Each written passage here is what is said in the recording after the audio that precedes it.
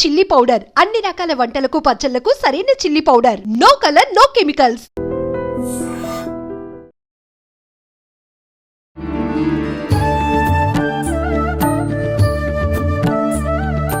నమస్కారం, welcome to I dream. Dharma Margam with Vijitha కార్యక్రమానికి స్వాగతం.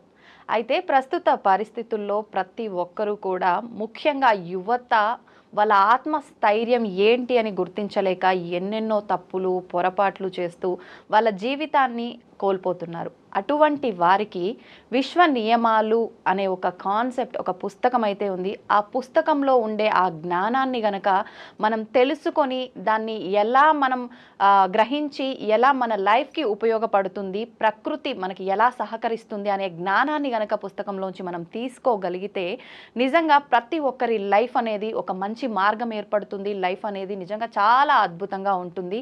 ప్రతి ఒక్కరు అంటారు బ్రహ్మ రాసిన రాత అని. బ్రహ్మ రాత రాశాడో లేదో మనమైతే చూడలేదండి, కానీ మన జీవితం మన చేతుల్లోనే ఉంటుంది, అది వాస్తవం.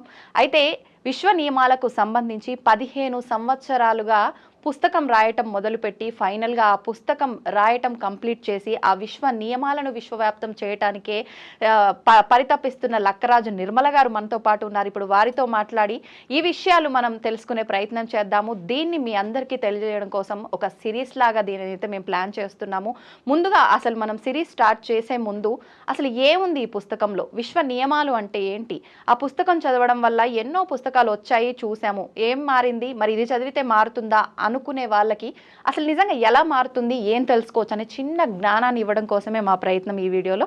అందరూ తప్పకుండా చూడండి. అమ్మ నమస్తే. నమస్తే అమ్మ, నిజంగా మీ కష్టం అసలు నిజంగా మామూలు విషయం కాదమ్మా. 15 సంవత్సరాలు పుస్తకం రాయడానికి పట్టింది అని అంటే దాని ముందర కానీ రాస్తున్నప్పుడు కానీ అసలు మీ కృషి ఎంత ఉంది అనేది ఆ ఒక 15 సంవత్సరాలు అనే విషయాన్ని అర్థం చేసుకుంటే అర్థమైపోతుందమ్మా. చాలా కృషి చేశారు, ఎన్నెన్నో అనుభవాలు, కింద మీద పడిపోయి ఉంటారు, ఎన్నో కష్టాలు చవి చూసుంటారు. మామూలు మాటలు కాదు.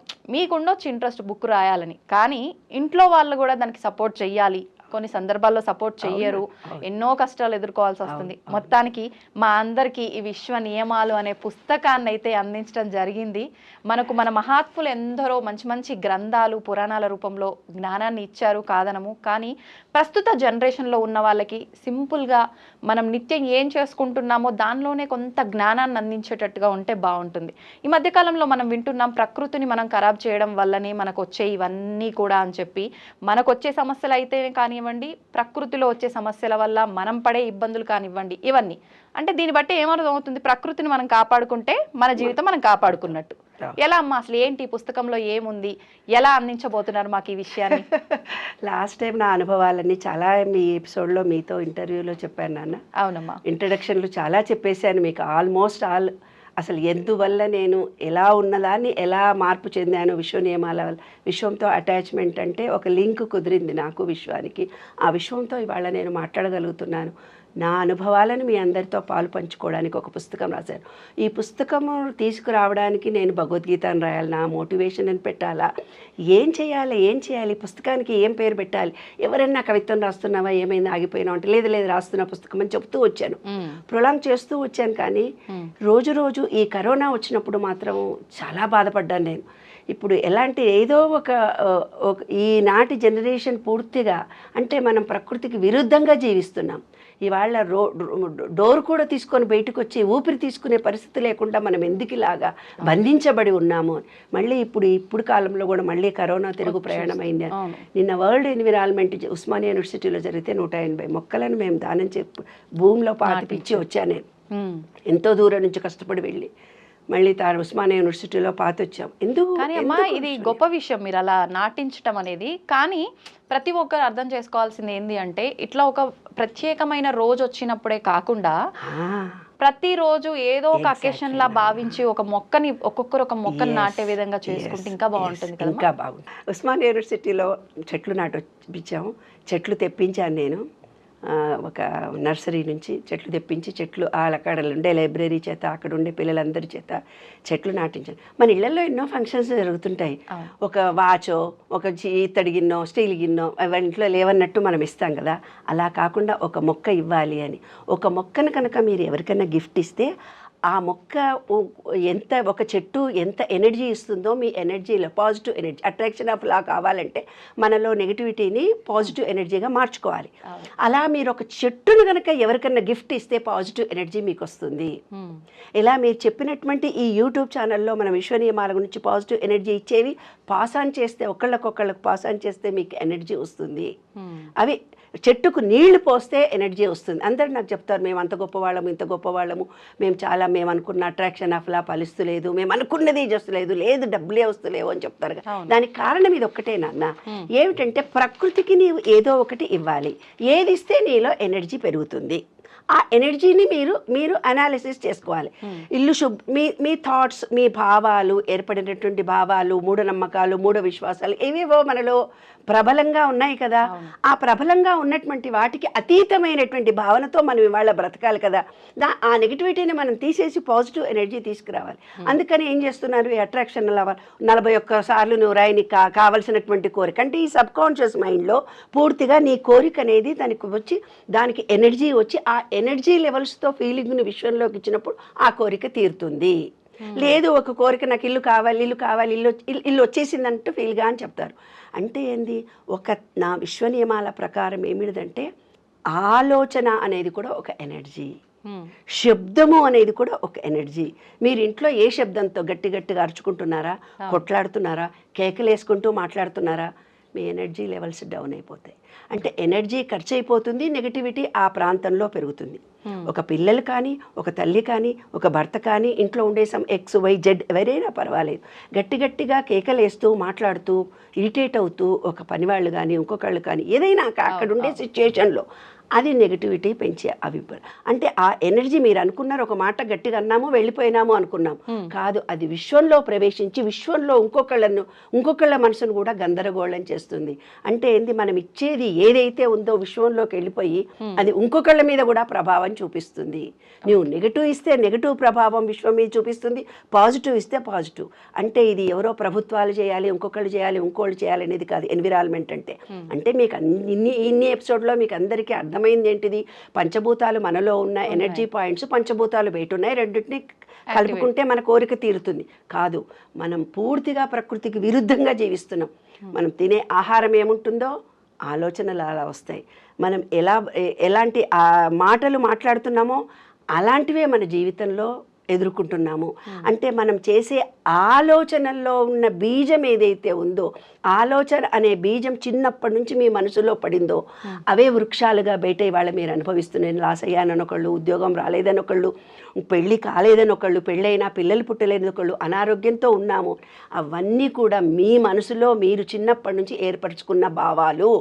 మీ జీవితం తలరాత వేరే ఎవ్వరూ రాయలేదు, మీ తలరాత మీరే రాసుకున్నారు. ఆ సబ్ కాన్షియస్ మైండ్లో ఉన్న ఈ చెత్తా చెదారాలు ఏర్పరచుకున్న భావాలన్నింటినీ తుడిపేసుకొని మీకేం కావాలో అది చేయడానికి మీలో ఎనర్జీ పెరగాలి. ఎనర్జీ పెరగాలి అంటే ఏం చేయాలి, ఒక చెట్టును దానం చేయాలి, చెట్లకు నీళ్లు పోయాలి. ఇంకా ఈజీ మెథడ్ చెప్పాను నేను, గుడిలోకి వెళ్ళి గుడి కడగండి అని చెప్పాను. గుడి కడిగితే ఏంటి నాన్న, ఇమ్మీడియట్గా పాజిటివ్ ఎనర్జీ వస్తుంది. ఎనర్జీ ప్లేస్లో నువ్వు ఇల్లు నీ ఫిజికల్గా నీవు ఒక మంచి పని చేయడానికి వెళ్ళావు, నిష్కల్మషంతో నువ్వు వెళ్ళావు.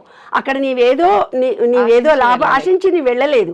ఈ గుడి బాగాలేదు, నేను క్లీన్ చేస్తున్నానని భగవంతుడి సేవ చేస్తా. అందులో ఎనర్జీ ఎక్కువ ఉంది కదా. అక్కడ మీ ఇంట్లో కొట్లాడుకుంటున్నావు, నెగిటివ్ ఎనర్జీ లేదు అక్కడ పాజిటివ్ ఎనర్జీ ఎక్కువ ఉంది.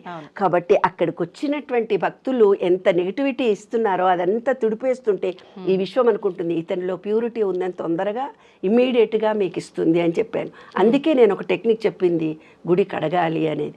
ఆ గుడి కడగడంలో అమోఘమైనటువంటి అద్భుతమైన పాజిటివ్ ఎనర్జీ మనకి ఇమ్మీడియట్గా వస్తుంది. మనం ఎప్పుడైతే మనసు బాగాలేదని ఎవరైనా అనుకుంటారో ఆ థాట్ ఫీలింగ్ మనకు సంబంధం లేని విషయంలో ఫిజికల్ వర్క్ చేయాలి. ఫిజికల్ వర్క్ సంబంధం లేని విషయంలో మీరు చేస్తూ పోతుంటే డిప్రెషన్లో ఉన్న వాళ్ళు కూడా నార్మల్ అయిపోతారు. ఏమ్మా, ఏ ఆలోచన ఆలోచన నాలో స్థిరత్వం కలగటం లేదు, నేను మెడిటేషన్ చేసిన ఆ పూజలు చేసిన ఆ పూజలు చేసిన ఏ పూజలు చేసిన కాదు. మీరు సెల్ఫిష్గా చేస్తున్నప్పుడే మనసు నిలకడగా ఉండదు. సెల్ఫిష్గా చేయొద్దు, నిష్కల్మషంగా చేయాలి. ఈ ప్రకృతిలో నా జన్మ వచ్చింది కాబట్టి నేను చేస్తున్నాను అని ఇంకోటి నేనే చేస్తున్నాను ఈ ఇంటి వాళ్ళకి, నేనే చేస్తున్నాను ఈ సమాజానికి, నేనే చేస్తున్నాను ఈ పిల్లలకి, నేనే చేస్తున్నాను అత్తమామకి ఎప్పుడైతే అంటావు దాంట్లో ఉంచే పాపం కూడా నీకు వస్తుంది. నీవు చేయటం లేదు, నా డ్యూటీ నేను చేస్తున్నాను అనుకోవడంలో ఒక రహస్యం ఉంది. ఇంకా చాలా రహస్యాలు ఉన్నాయి. ఏంటంటే ఒత్తులు వేసి మనం పూజ చేస్తాం కదా తల్లి, ఒక్కొక్క ఒత్తి వేసి ఇలా అన్నప్పుడు మన సంచిత కర్మ పోతుంది. దృఢకర్మ అదృఢ కర్మ అని ఉంటుందని ఎన్నో ఎపిసోడ్లో నేను చెప్పాను. అదృఢ కర్మ అనేది ఏంటంటే ఒత్తిని ఇలా చేసి 2 ఒత్తులు పెట్టి పూజ చేసినప్పుడు అదృఢ కర్మ మనకు పోతుంది. అది కూడా మన ఈజీగా జరుపుకునే పరిహారం. ఆ దీపం పెట్టేవాళ్ళు ఇవాళ కరువయ్యారు కదా, దీపాలు కూడా మనం పెట్టడం లేదు కదా. కానీ వస్త్రదానం చేయండి అంటున్నారు. వస్త్రదానం మనం ఎలా చేయాలి? ఈ రోజుల్లో ప్రతి వాళ్ళు బట్టలు కొనుక్కుంటున్నారు, ప్రతి వాళ్ళు ఈ బట్టలు లేని ఇబ్బందుల్లో ఉన్న వాళ్ళు మనకు ఎవరు కనిపించడం లేదు. అయితే ఈ ప్రకృతి ఏం కోరుకుంటుందంటే, రోజు ప్లాస్టిక్ పెరిగిపోయింది, మీరు ఎవరికన్నా ఇవ్వాలి అనుకుంటే ఇలాంటి బట్ట బ్యాగులు గిఫ్టులుగా ఇవ్వండి. ఒక జాకెట్ గుట్ట బదులుగా ప్లాస్టిక్ బ్యాగుల బదులుగా ఈ బట్ట బ్యాగులనే మీరు డొనేషన్ ఇవ్వండి. ఎందుకంటే ఇందులో నూలు ఉంది. ఈ నూలును ఒక్కొక్క పొరకి ఒక్కొక్క సంచిత పాపం తొలగిపోతుంది. మీరు జాకెట్ గుడ్డ ప్లాస్టిక్ పాలిస్టర్ బ్లౌజులు అంటారే, అవి పెడితే పుణ్యం రాదు. ఇట్లాంటి కాటన్, ప్యూర్ కాటన్ బ్యాగులు ఏవైతే ఉన్నాయో ఇలాంటివి మీరు ఒక్కొక్కళ్ళకి ఎవరు వచ్చినా సరే ఇంటికి వస్తే ఒక గిఫ్ట్ ఇవ్వాలి. ఇలాంటి బ్యాగులు ఇస్తే వాళ్ళు భుజానికి వేసుకొని పోతారు, కూరగాయలు తెచ్చుకుంటారు, ప్లాస్టిక్ను నిరోధించడం జరుగుతుంది. తర్వాత ఒక్కొక్క పొరలో ఉన్నటువంటి ఈ ఒత్తులు 2 ఒత్తులు వేసుకొని దీపం పెట్టినప్పుడు సంచిత పాపం పోతుంది అంటున్నాను కదా. అలాగా బ్యాగులు మీరు దానం చేసినప్పుడు ఈ విశ్వం అనుకుంటుంది ఎంత మంచి పని చేస్తున్నారని. మీలో పాజిటివ్ ఎనర్జీ పెరుగుతుంది. అంటే మనం చేసే ఆలోచన, మనం చేసే పని, మనం చేస్తున్నటువంటి ఆలోచన విధానమే మన జీవితాన్ని మారుస్తుంది అన్నమాట. మీకు మీరుగా అందరు ఆలోచించుకోండి, ఇంటర్నల్గా ఆలోచించుకోండి. నేను ఎందుకు బతుకుతున్నానో మీకు తెలియదు, నేను ఎందుకు తింటున్నానో మీకు తెలియదు, ఏది పడితే తినేస్తున్నారు, నేను ఎందుకు జీవిస్తున్నానో మీకు తెలియటం, నా జీవిత గోల్ ఏమిటిదో మీకు ఏం తెలియటం లేదు. ఈ పిల్లలు నా వాళ్ళు అవుతారా, పిల్లల బాధ్యతలు చేస్తున్నారు, రేపొద్దున వాళ్ళెవరో నేనెవరో, ఇలా అయోమయమైన పరిస్థితిలో పడడానికి భూతత్వంతో మన శరీరము రిలేషన్షిప్ తగ్గిపోయింది.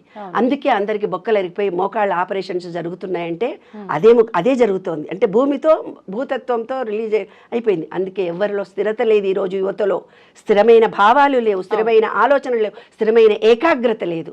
తర్వాత నీటితో అనుబంధం లేకుండా అయిపోయింది. పిల్లలు పుట్టడం లేదు, యూట్రస్ కూడా ఉండటం లేదు, ఐవీఎఫ్లు రోజు పెరిగిపోతున్నాయి. కాబట్టి ఏంటమ్మా, నీటితో ప్రతి వాళ్ళం అనుబంధం చేసుకో. కనీసం నీళ్లు లేని చోట స్విమ్మింగ్ పూల్లో ఉండండి. ఫస్ట్ చెట్టును పెంచాలి, చెట్టును గిఫ్ట్ ఇవ్వాలి, బట్టలు దానం చేయాలి. బట్ట అంటే ఓన్లీ కాటన్తో చేసిన బ్యాగులనే మీరు ఇవ్వాలి. అప్పుడు మీరు ప్లాస్టిక్ 100 మంది తీసుకుపోయే ప్లాస్టిక్ బ్యాగులు మానేసి ఈ బ్యాగు భుజానికి వేసుకొని పోతే మీకు ప్లాస్టిక్ బ్యాగ్ తేవడం అవసరం ఉండదు కదా. దీనికి చక్కగా జిప్పులు పెట్టి 2-3 జిప్పులు కూడా పెట్టుకోవచ్చు. దాంట్లో సెల్ ఫోన్ పెట్టుకోవచ్చు, ఓ దాంట్లో కూరలు కూడా వేసుకోవచ్చు. చూడడానికి కూడా స్టైల్గా ఉంటుంది, చాలా న్యాచురల్గా స్టైల్గా కూడా ఉంటుంది ఈ రోజుల్లో. మీరు అలవాటు చేయండి, అందరూ రేపటి నుంచి వేసుకుంటారు. అలాగా చెట్టుకు నీళ్లు పోయండి. ఏ చెట్టుకైనా నేను నీళ్లు పోస్తున్నానా లేదా, గుడికి కడగండి. ఆ విధంగా మీలో పరివర్తన రోజు నీళ్లలో స్వాదిష్టాన చక్రం అంటే వాటర్తో అనుబంధం తగ్గిపోయింది కదా. కాబట్టి స్విమ్మింగ్ పూల్లో ఒడ్డు వరకు మునగండి. ఇప్పుడు అమ్మాయిలందరూ కడుపులో నొప్పులు వస్తున్నాయి, మాకు పీరియడ్స్ సరిగ్గా రావటం లేదని ఎంతోమంది 100 మంది ఫోన్ చేస్తున్నారు నాకు. కాబట్టి ఏంటంటే ఆ నీళ్లలో బొడ్డు దాకా మునగండి. స్విమ్మింగ్ పూల్లో మీకు ఈత రాక్కర్లేదు, స్విమ్మింగ్ పూల్లో మునిగి రండి అంతే. 10 నిమిషాలు ఉట్టిగా బొడ్డు వరకు మునిగేసి రండి అంతే. దాని తర్వాత మంచి సూర్యరశ్మి కిరణాల్లో రోజు 15 నిమిషాలు ఉండండి బాబు. సూర్యరశ్మి కిరణాల్లో విబ్జిఆర్లోని మీ రంగులన్నీ వచ్చేస్తాయి. రోజు ఒక డ్యూటీగా పెట్టుకోండి, పొద్దున్నో ఈవినింగో మార్నింగ్ సూర్యకిరణాలు మీ బాడీకి తగిలితే ఓపెన్ అంతా అయిపోతుంది, ఇంకా మంచి డీ తయారవుతుంది డాక్టర్లు చెప్తున్నారు. ఇప్పుడు డాక్టర్లు చెప్తే వింటారు, లక్కరాజు నిర్మల్ చెప్తే వింటారా మీరు? ముదురులు అయిపోయారు. అంటే మీ జీవన విధానం రాత్రి 12-1 గంటలకు పడుకుంటున్నారు. ఆ రోజుల్లో 6-7 గంటలకు పడుకునేవాళ్ళు, తెల్లవారుదామని 4 గంటలకు లేచేవారు. జీవన విధానంలో మార్పు కలిగినందువల్ల మార్నింగ్ 6:30కి లేవండి, నో ప్రాబ్లం. 6:30కి కనిపించి చూసి మళ్ళీ పడుకోండి కావాలంటే, నో ప్రాబ్లం. మనం ఎన్నెన్న మార్పులు చేసుకుంటాం, వీఆర్ వెరీ ఇంటెలిజెంట్. తర్వాత రోజు 10 నిమిషాలు గ్రీనరీలో ఉండాలి. చెట్లకు నీళ్లు పోసి ఆ ఆకులతో మాట్లాడొచ్చు. బరబర అందరి ఇళ్లలో పూలు తెంపేస్తారు, చెట్లు తపదపదపదప తెంపేస్తారు. అవి కన్నీరు పెట్టుకొని అడవులను కొడుతుంటే ఏడుస్తున్నాయి. ఇవాళ కాస్ట్లీ ఎందుకైంది నాన్న భూమి కాస్ట్లీ ఎందుకైంది? భూతత్వం నుంచి దూరం అయిపోతున్నారు మీరు. ఈ విశ్వంలో ఏం చెప్తున్నారు? ల్యాండ్ తక్కువ ఉంది, పబ్లిక్ ఎక్కున్నారు. పబ్లిక్ ఎక్కువ ఉంటే ఒక్క క్షణంలో భూకంపం వచ్చేసి 100 మందిని భూమి తీసుకోగలరు. ఒక్కసారి 100 మంది చచ్చిపోగలరు. ఎప్పుడో ఒకసారి పూర్వకాలంలో రోజు చచ్చిపోతాం, అయ్యో ఫలానా వాళ్ళే చచ్చిపోయారు. ఇవాళ రోజు 100 మంది చచ్చిపోతున్నారు. మనకు 100 మంది పుడుతున్నారు పిల్లలు అక్కడ అని జనాభా చూపిస్తే 100 మంది చచ్చిపోతున్నది మనం రోజు చూస్తూనే ఉన్నాం. ఏదో తొక్కిసలాట జరిగింది, దాంట్లో పోయారు, ఇంకెక్కడో తొక్కిసలాట జరిగింది. ఇవన్నీ సామాన్యంగా ప్రకృతి చేస్తుంది అనమాట. చెట్లను మీరు ఎప్పుడైతే హింసించి టకటకటకటగా కొట్టేస్తున్నారో, ఏదో మీటింగ్లో 100 మంది ఒకసారి చచ్చిపోతారు. తొక్కిసలాట జరిగింది, ఆ చెట్టు ఏడ్చింది. అందువల్లనే ఈ విధంగా క్రికెట్ దాంట్లో చచ్చిపోయినారని విన్నప్పుడు నాకు అనిపించింది, ఒక్క చోట ఇల్లు కట్టాలంటే ఆ చెట్లన్నీ పరపరబరబర కట్ చేస్తున్నారు కదా నాన్న. కాబట్టి చెట్లను పెంచడమే మీ బాధ్యత, కానీ తుంచడం బాధ్యత కాదు.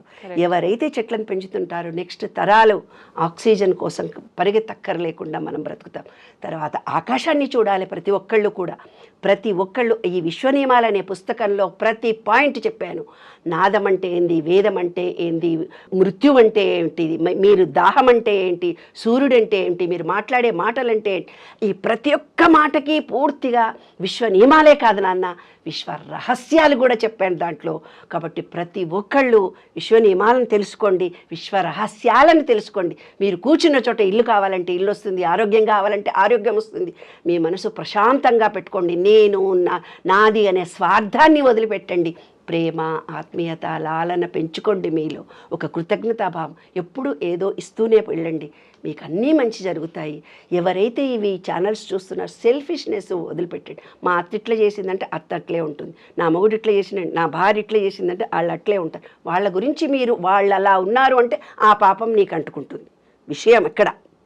ఎవరైనా నిన్ను అవమానం చేసి కొట్టారు, తిట్టారు, నిన్ను ఉద్యోగం నుంచి పీకేశారు, కానీ వాళ్ళకి థ్యాంక్స్ చెప్పాలి. ఎందుకంటే నీవు వాళ్లకు నాలో అహం పోయింది, కృతజ్ఞత నువ్వు చెప్పినట్టయితే వాడి దగ్గర నుంచి మైనస్, నీ దగ్గర నుంచి మైనస్, నీ కర్మగా మిగిలిపోకుండా ఉంటుంది.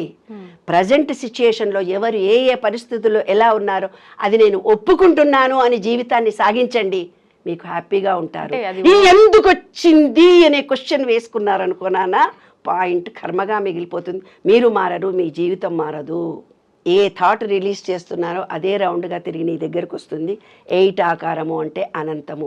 నువ్వు వేధిస్తావో అదే తిరిగి వస్తుంది. ఎందుకు నాకు ఇట్లా బాధపడుతూ నువ్వు గతంలోనే ఉంటే భవిష్యత్తు లేదు, భవిష్యత్తులోనుంటే ప్రజెంట్ లేదు.